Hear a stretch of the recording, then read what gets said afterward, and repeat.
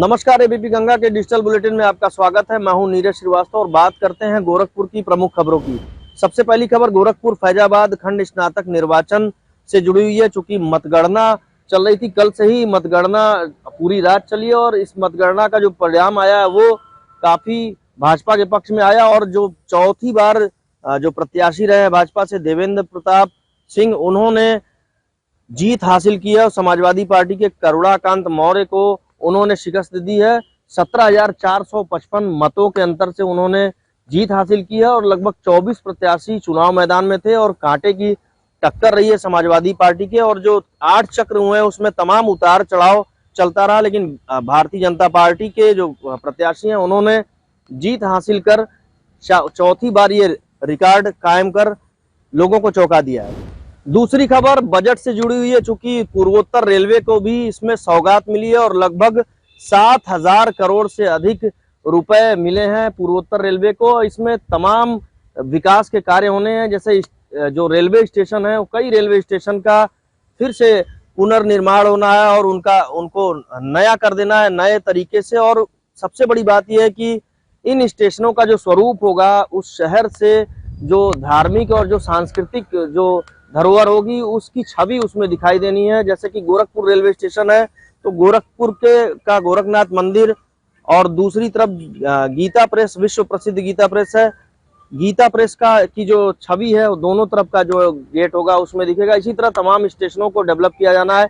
इसके साथ ही जो रेलवे लाइन है उसके कार्य जो दोहरीकरण और तो 3 लाइनें बननी है उसके कार्य के लिए भी तमाम फंड मिला है। और इसके अलावा जो गेज है उसके लिए भी काफी फंड आया है, यानी तमाम मदों में फंड आए। और अभी एनईआर पूरी जो एग्जैक्ट जो फंड है उसको अभी आकलन कर रहा है कि कितना पूर्वोत्तर रेलवे को मिला है। हालांकि जो लगभग अनुमान है वो 7,000 करोड़ रुपए एनईआर को मिलने का है, जो काफी बड़ी रकम है।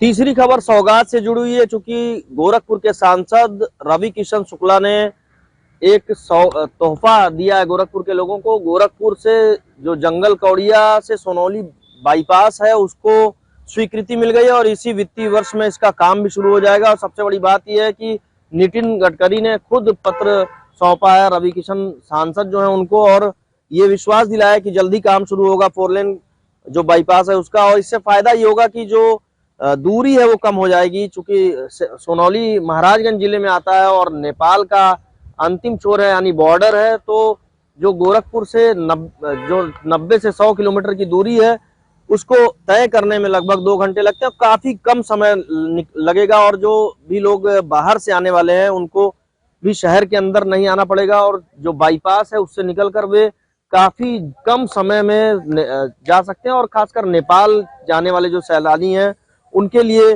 काफी सुविधा हो जाएगी। तो एक सौगात है सांसद रवि किशन की ओर से गोरखपुर के लोगों को भी, और आसपास के जिलों से आने वाले बनारस और लखनऊ की ओर से आने वाले लोगों को भी एक बड़ी सौगात ये मिली है। चौथी खबर गोरखपुर की एक उपलब्धि से जुड़ी हुई है। चूंकि गोरखपुर के रहने वाले प्रोफेसर बलराम शुक्ल को विदेश मंत्रालय ने ईरान का सांस्कृतिक राजदूत नियुक्त किया है। और सबसे बड़ी बात यह है कि प्रोफेसर बलराम शुक्ल को इसके पहले राष्ट्रपति पुरस्कार से भी सम्मानित किया जा चुका है और ये एक बड़ी उपलब्धि गोरखपुर के लिए है। चूंकि लगातार जो उपलब्धियां हैं वो गोरखपुर के खाते में आती रहती हैं, ऐसे में प्रोफेसर बलराम शुक्ल को ईरान का सांस्कृतिक राजदूत नियुक्त किए जाने से जहां विदेश मंत्रालय ने एक और उपलब्धि गोरखपुर के नाम जोड़ दी है, वहीं गोरखपुर का नाम विश्व फलक पर भी छाने लगा है।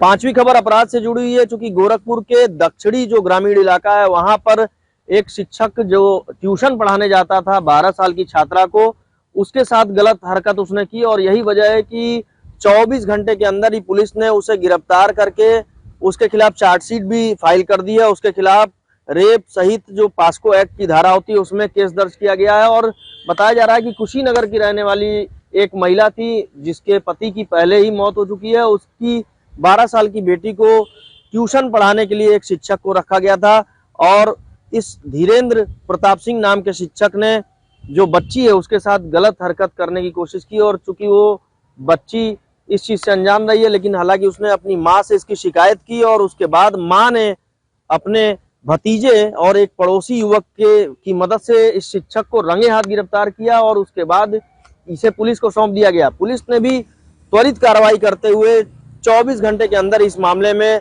चार्जशीट फाइल कर दी है।